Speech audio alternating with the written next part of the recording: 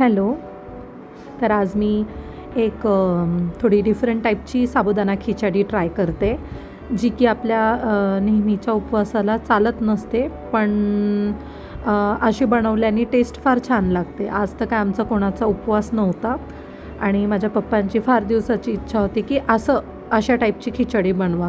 पण नेहमी काय असतं की उपवास असला की आपण काय करतो की सिंपल खिचडी बनवतो, जी उपवासाला चालते. त्यामध्ये कोथिंबीर नसते आणि काहीच बाकी आपण इतर गोष्टी टाकत नाही. तर आज मी थोडीशी युनिक खिचडी ट्राय केली आणि त्यामध्ये मी कढीपत्ता, कोथिंबीर आणि काळी मिरी पावडर अशा बऱ्याच वेगवेगळ्या गोष्टी ॲड केल्या, ज्या की आपल्या नॉर्मल उपवासाला चालणाऱ्या खिचडीला लागत नसतात.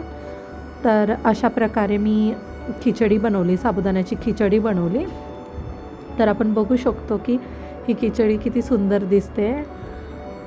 टेस्टला पण बहुतेक लागायला पाहिजे छान. तर आता आपली खिचडी झाली आहे कंप्लीटली तयार. तर आपण आता सर्व करूया खिचडी पप्पांना.